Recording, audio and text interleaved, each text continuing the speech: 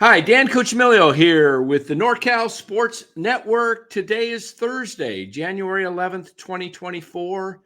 And today we're going to be discussing the San Francisco Giants and Farhan Zaidi's tenureship with the club. And is it time to relax and just sit back and wait and see what Farhan does with this ball club this offseason? Or is it time to panic? With that, I'm going to tell you why and show you why I think it's time to panic. All right. So Farhan Zaidi was brought into the San Francisco Giants in November of 2018 after the Giants let go of Bobby Evans. And prior to that, the Giants were run by the great Brian Sabian. And the Giants, of course, as we all know, won 3 World Series championships under Sabian. But the time came in November of 18 after a rough years in 17 and 18 season. The Giants, and led by Larry Baer, felt it was time that the Giants caught up to the rest of the baseball world in the world of analytics. And so they shifted from the Giants used analytics, as all teams do, but under Bruce Bochy, a lot more old school baseball with the eyes and just a gut feel.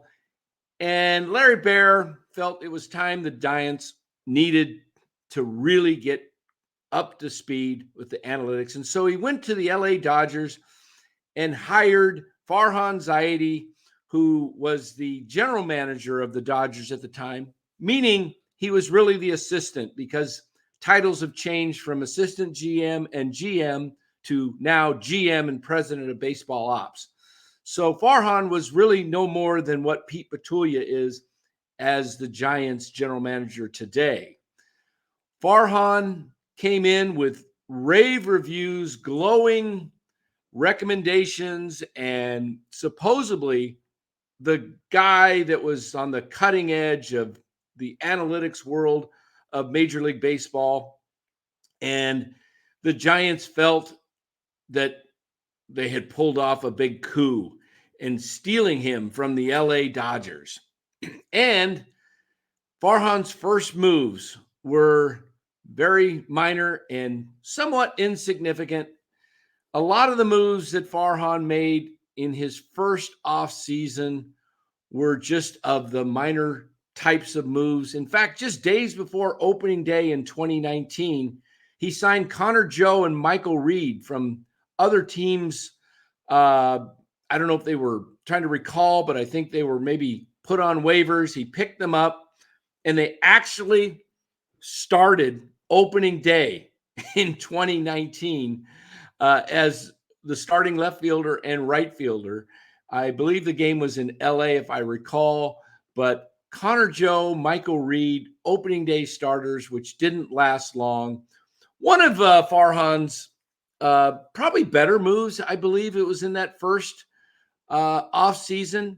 He signed Mike Yastrzemski, who had been a lifelong minor leaguer in the Baltimore Orioles organization.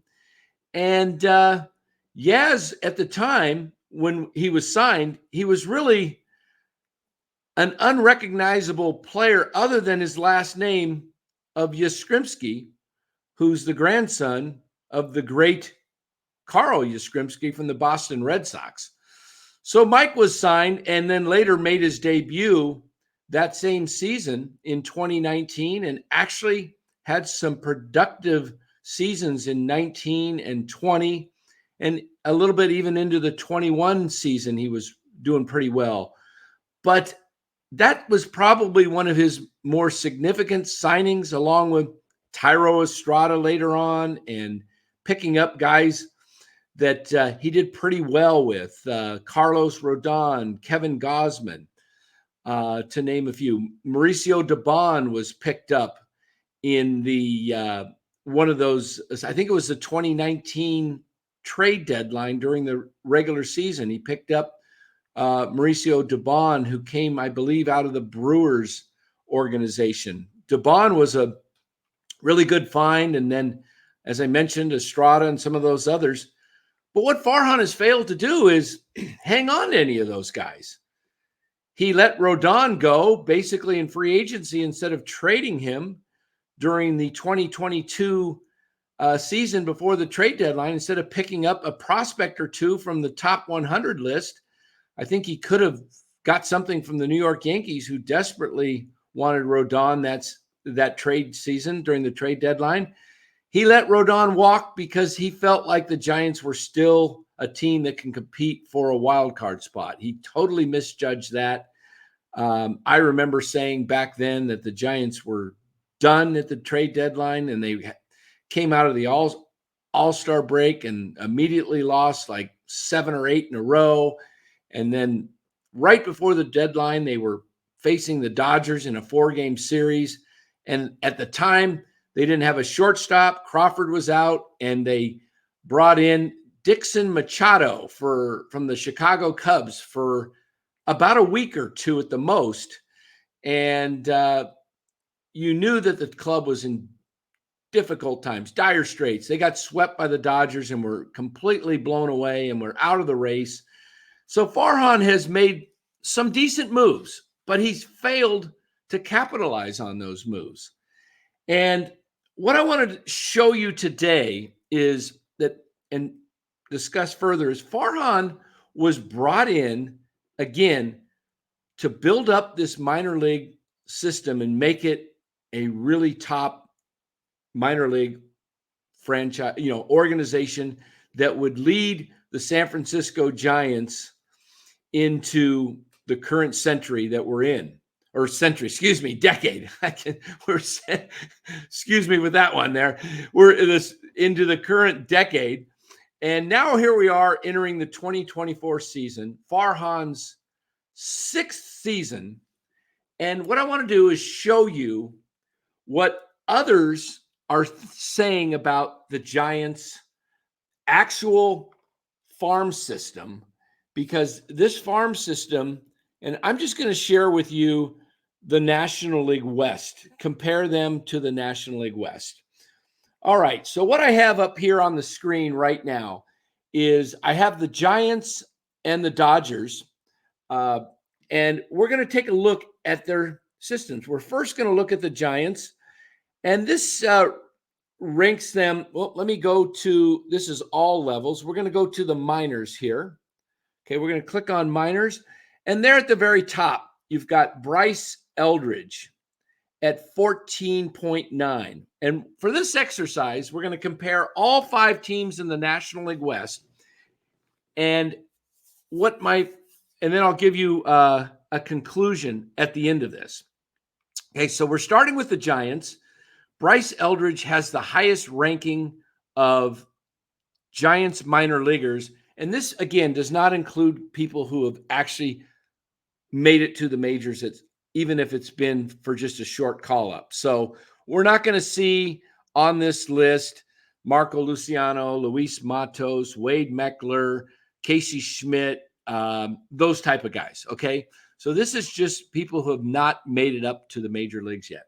So we're going to take the top 10 scores, because literally there is 76 minor leaguers here. So we're just going to take the top 10, because believe me, once we get down past 10 to 15, the value on each player is 1 to 0.2, 0.1. There's some very little value to some of these players. So in the top 10, we start off with Bryce Eldridge at 14.9, followed by Rainer Arias, who's 17 years old, at 11.1. And then we move down to Everson Arteaga, Grant McCray, Von Brown, and so on. A couple of draft picks that you saw from last year's draft, Bryce Eldridge being one, Walker Martin, another one, Joe Whitman. So we go all the way down to Mason Black is the 10th, tied with Reggie Crawford. His score is 5.2. If we take those 10, the Giants' total is 79.7. Now let's take a look at the Los Angeles Dodgers minors. And we look here at Diego Cartaya, their catcher. And then we've got Andy Pages, Dalton Rushing, another catcher, and it moves all the way down to their 10th player. It's Peyton Martin. The total for the Dodgers is 118.2. So now we'll take a look at the Diamondbacks and also the San Diego Padres. All right, so let's take a look at the Diamondbacks score at their minors. Tommy Troy at the top of the list at 23.5, followed by Drew Jones. That's Andrew Jones of the Atlanta Braves' son at 20.5. They also have Jordan Lawler, he's not on here. He's their young phenom shortstop, but like Marco Luciano, he's played up in the majors. So from Tommy Troy all the way down, let's see, I didn't count this one. 1, 2, 5, 6, 7. All the way down to Christopher Turin at 6.4. The Arizona Diamondbacks total score comes in at 124.4. Now let's take a look at the San Diego Padres. Look at that score at the top. Ethan Salas, 63.8, then followed by Jackson Merrill, 44.5, Robbie Snelling, 23.1, Dylan Lesko, 20.4. By the way, all four of those are in Major League's top 100. Bleacher Report just came out with a report this past week with their top 100. The Giants have 3, the Padres have 7. After trading away 4 or 5 at the top of their farm system a couple years ago for Juan Soto. So the Padres have made all these moves, and I think what we're finding out here, guys, is the Giants don't have a lot in their system to make big trades. It's just not out there. And let's look at the last club in the National League West. Let's look at the Colorado Rockies, and we pull them up, and their minors here. Let me get to the Rockies. Here we are. Okay. The top of the list is Adel Amador at 54.1, followed by Yanquiel Fernandez at 19.9, Chase Dollander, the young pitcher that came out of Tennessee last year, at 14.9. And we go all the way down to their top 10, and it comes out at 149.2 when you add it up. So, folks, when you add all these up, the Padres lead the National League West Division based on baseball trade value on each player at 211.9, followed by Colorado at 149.2, the Arizona Diamondbacks at 124.5, the Dodgers at 118.2, followed by the Giants taking up the rear in the National League West for prospects at 79.7. So is it time to relax or panic? This does not look good for a guy who was brought in. And guys, I don't want to come across as a guy that is sounding like I can't stand the Giants. I've been a fan for over 50 years. I was a season ticket holder through the 2022 season. Okay. I saw the handwriting on the wall after the 22 season and said, I'm not going to keep throwing my money away. I'm a financial planner. I do investing for a living. SecureMoney.com, by the way, if you want to look that up, SecureMoney.com. If you're looking to save money and grow your money through retirement, that's what I do. So I don't like throwing away money. So I left the Giants as a season ticket holder, and I had pristine seats. I was on the club level, section 223, row M, the second to the last row, on the aisle, right even with the third base bag. I had concessions right behind me. I had the restrooms just literally right behind me. I could literally get out of my seat at the half inning, at the end of the half inning, or the top of the inning, and go to the restroom quickly and get back to my seat and not miss a pitch for the bottom half of the inning. That's the kind of seats I had. I had beautiful seats.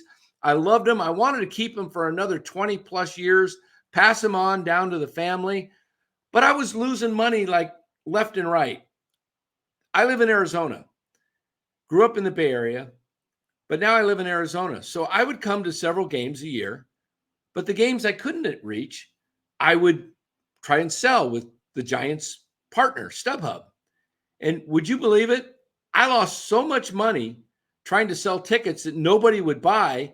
I even would drop them down to StubHub's minimum of $10. And I had to eat some of those as well for tickets that cost me $80 a seat. I was trying to sell for $10 and there were no takers. This was back in 22. Fortunately, I didn't renew for 23 because I would have lost even more money. So I'm asking you as fans out there, why would you continue to support an organization, a team that has not made a real effort? Now, this could change. It could change as I'm speaking. Farhan could sign, Farhan could sign Cody Bellinger. He could go out and get Reese Hoskins, Blake Snell, Matt Chapman, who I wouldn't sign more than a couple years. I wouldn't block Casey Schmidt. I wouldn't sign Chapman for 5 years. But guys like that, Jorge Soler, who would make an awesome DH in the cleanup spot. The Giants actually have the money to do all this and make this team competitive. But I ask, what are they doing? What has Farhan done? The pitching staff is a mess. Beyond Logan Webb, who's your starters? Who's your second starter? Game 2, is it Kyle Harrison or is it Ross Stripling? I don't know. That's probably what it is right there. It's probably a combination of those top 3, and then you have nobody. Manaya's gone. Wood's gone. Junis is gone. All your starters, you're going to have to probably use guys like Keaton Wynn and the kid Tristan Beck. And those guys have never pitched that many innings, including Harrison. This team, come the All-Star break, these guys could be running on empty. As Jackson Brown once sung, running on empty, right? I mean, this is a situation that the Giants could be in big, big trouble. Big trouble.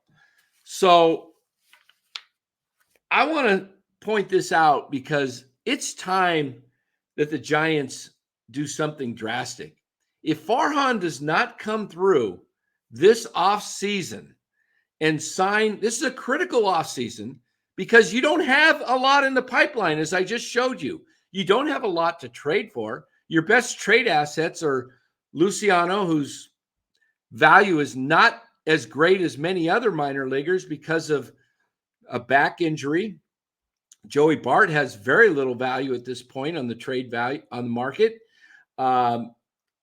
Ramos is way down. So your best prospects to trade are Luciano, Harrison, and let's say Harrison, Luciano, and Matos. There you go. Luis Matos. Carson Wisenhunt, his value on the trade thing was only 5.7.